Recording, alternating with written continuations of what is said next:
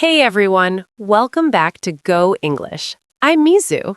This is where we learn English that's simple, practical, and easy to use in real life. Lucas, how have you been lately? Pretty good, actually. A bit busy, but in a good way. How about you? Same here.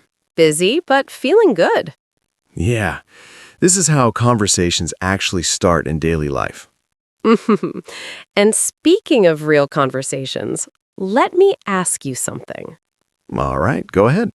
When learners talk to you in English, is there one grammar topic they know but still feel unsure using? Oh, definitely. Present perfect. Exactly. They know the formula. They've practiced it a lot. But when they speak, they stop and think, wait, should I use this tense or not? And then they hear sentences like, I've eaten, I've been there, I've finished my work. And the confusion starts. Yeah. Is this about the past? Is it about now? And why doesn't English tell us when? That's the key question. So today, we're not here to make you memorize more rules. We want to help you feel present perfect To understand why native speakers choose it. and how it connects to real life situations. By the end of this lesson, you won't be asking, what's the rule? You'll be asking, what's the situation? That's how we learn English at Do English. Real life, real feeling, real English.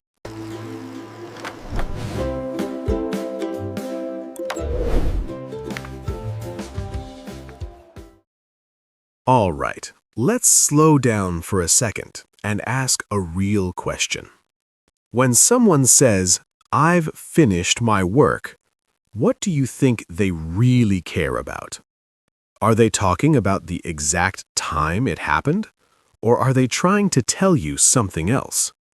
That's a great question because most learners immediately think about time. They start asking, was it this morning? Was it yesterday? But when I hear that sentence, I don't think about time at all.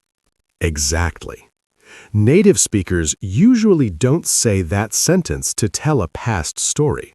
They're saying it because the past action changes the situation now. Let's compare it naturally. If I say, I finished my work, it sounds like I'm just telling you something that happened before. It's information about the past, and that's it. Right. But if you say, I've finished my work, the feeling is very different. You're not focusing on when it happened. You're focusing on what that means right now. And usually what it means is something like, I'm free now, I'm done, I can relax, I can do something else. That's why present perfect is not really about time. It's about the connection between the past and the present moment. So instead of asking, when did it happen? A better question is, why are you telling me this now? Exactly. Once learners understand that feeling, present perfect suddenly becomes much easier. Because you stop thinking like a grammar student and start thinking like a real person in a real situation. All right, let's try something fun. Lucas, don't think about grammar. Just tell me what you feel. Okay, feeling only. If I say, I went to Japan, what mode am I in? You're in story mode. It sounds like something that happened in the past. Right. And as a listener, what do you expect next? More details. When you went, who you went with, what you did. Exactly. But at the same time, the trip itself feels finished. Yeah, the past is closed. You're just telling a story about it. Now, listen to this. I've been to Japan. Different feeling. How so? You're not opening a story, you're sharing experience. And that experience matters now. Exactly. It tells me something about you in the present. So the key difference is not about time words. It's about what the listener feels. Past simple, the past is finished. Story mode. Present perfect, experience, relevance now. Once learners feel that, the choice becomes clear. And grammar suddenly feels human. All right, let's move into something you hear all the time in real life. Lucas, quick question. Have you ever tried sushi? Of course, many times. And notice something? You didn't ask me when. Exactly, because I don't care when you tried it. You just want to know if it's part of my life experience. Right. Now, let me ask you another one. Have you ever worked late? Oh yeah, more times than I want to admit. Same here. And again, no time, no date, no year. Because the question is not about the past moment. It's about whether that experience exists in your life. Let's try something more personal. Have you ever felt nervous speaking English? Yes, definitely. Especially in the beginning. And that's such a real question. People ask this to connect, not to check grammar. Exactly. It's not about when you felt nervous. It's about understanding you now. Your experience, your feelings, your story as a person. That's why we use present perfect with have you ever. Not to talk about the past, but to connect with someone in the present. Travel, food, jobs, relationships, even mistakes. Especially mistakes. So remember this feeling. We don't care when it happened. We care if it's part of your life experience. All right, let me ask you something. Why do people say, I've lost my phone, instead of, I lost my phone? Good question. Because when you say, I've lost my phone, you're not just talking about the past. You're talking about a problem right now. Exactly. It means I don't have my phone now. So the listener immediately feels the situation. Yeah, maybe you need help. Maybe you can't call anyone. Maybe you're stressed. Now compare that with, I lost my phone. That sounds like a past event. Something that happened before, and maybe it's already solved. Maybe you found it. Maybe you bought a new one. The problem doesn't feel active anymore. So again, the difference is not the verb form, it's the feeling you give to the listener. Present perfect tells us something happened in the past, but it directly affects the situation now. That's why native speakers use it in moments like this. When something just changed, when the result matters right now. Past action, present situation. That's present perfect Go English style. All right, Lucas, let's talk about two words that confuse a lot of learners, for and since. But first, one important point. Yeah, let's be clear. Just because a sentence has for or since, it does not automatically mean present perfect. Exactly. For and since are just time markers. They tell us how long something lasts or when it started, but they don't create the tense. Right. The tense, past, present perfect, etc., comes from the verb, not for or since. Now, let's see how they work in a sentence. I've lived here for 5 years. What does for tell us here? It shows the duration, 5 years. It doesn't tell us about the tense. That comes from have lived. And the key feeling is? The action started in the past, and it's still true now. I'm still living here. Good. Now let's look at since. I've known her since college. Here, since tells us the starting point, college. And the feeling? The connection is still alive now. We still know each other. So, to sum up, for is used to talk about duration, meaning how long something continues. Since is used to talk about the starting point, meaning when it started. Exactly. They just give context about time. They don't determine the tense. Present perfect is the tense that connects the past action to the present. For and since just add extra info, how long or from when. So the real question is it still true now? If yes, present perfect makes sense. If not, maybe past simple is better. And that's all you need to know about for and since. Simple, right? Simple, clear, and no confusion. All right, Lucas. Before we speak, let's ask ourselves 3 simple questions. These are like our little Go English checkpoints. Nah, checkpoints, huh? Sounds serious, but I like it. So what's the first one? First, ask yourself, is the time important? Are you talking about a past story or just the result now? Got it. If the listener only needs the story, time matters. If the focus is on now, maybe not. Exactly. Second question, is this connected to now? Does what you're saying affect the situation at this moment? Ah, that's when present perfect feels right. There's a connection. If there isn't, it turns into a story, past simple. Perfect. And the third one, do I care about experience, result, or story? I like this one. If it's about experience, like traveling or trying new food, present perfect. If it's just a story from the past, past simple. Exactly. So it's not about memorizing rules. It's about asking yourself these 3 questions before you speak.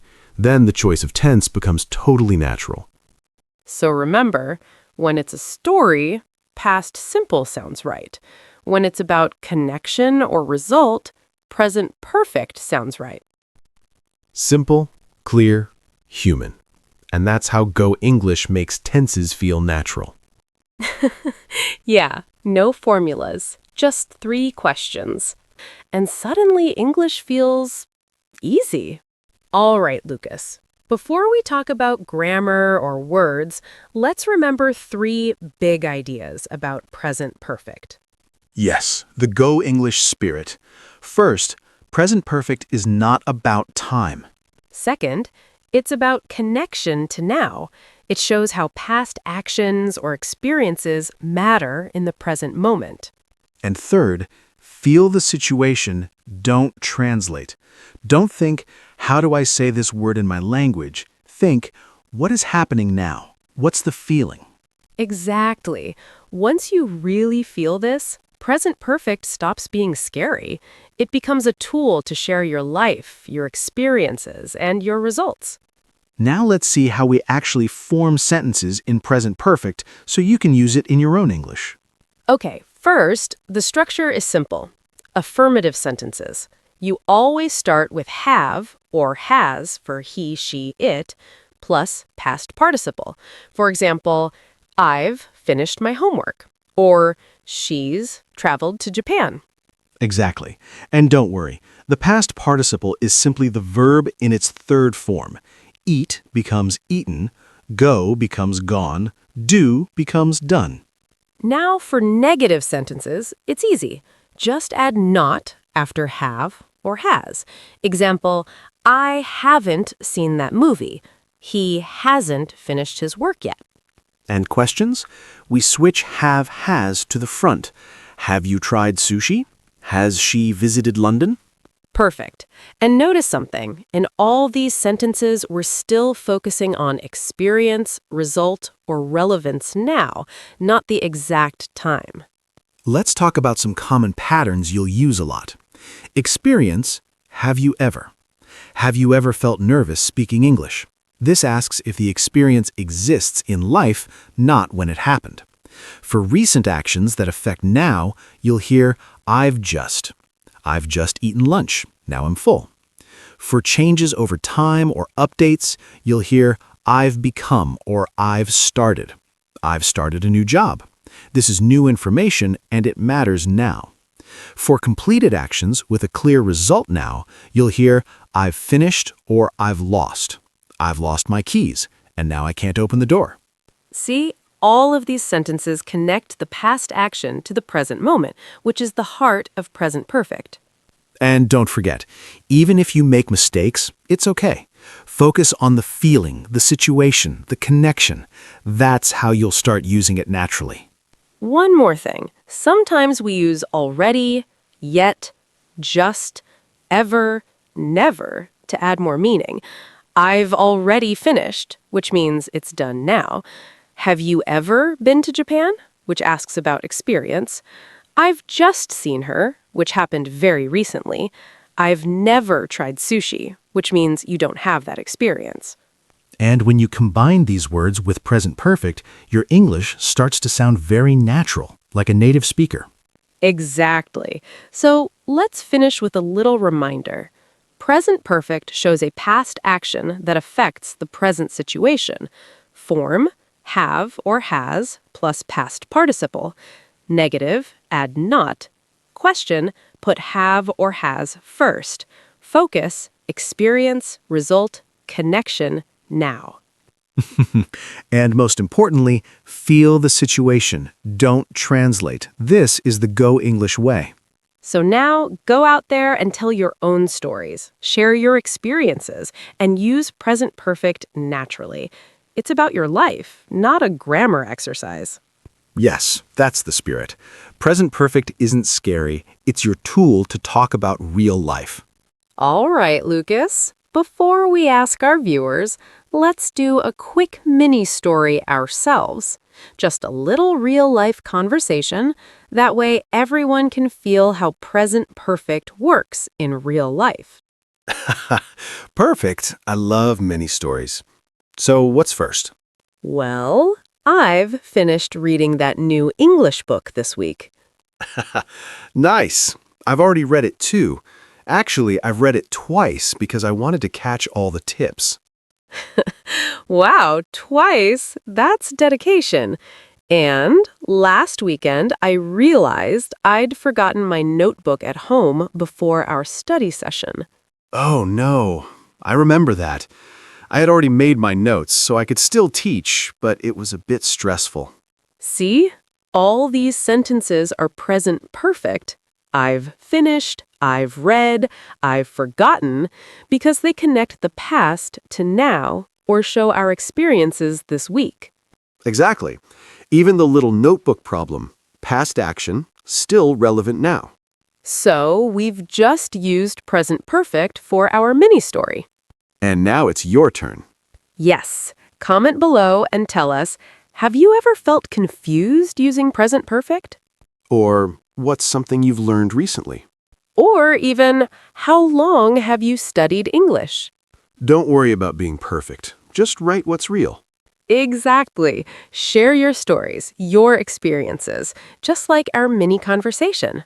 That's how you really feel present perfect, through your own life and your own English. So, go ahead, comment, and let's practice together. All right, everyone. That's it for today. We hope you felt present perfect in real life, not just as a grammar rule.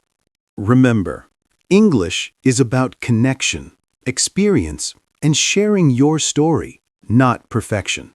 So, speak, write, and share. Don't worry about mistakes. We'd love to hear from you. Comment below. What's something you've done recently in English? Or have you ever felt confused using present perfect? Speak from your heart. That's the Go English spirit. And don't forget to like, share, and subscribe so you never miss a tip for real-life English. See you next time. Keep practicing, keep speaking, and keep feeling English. Bye for now.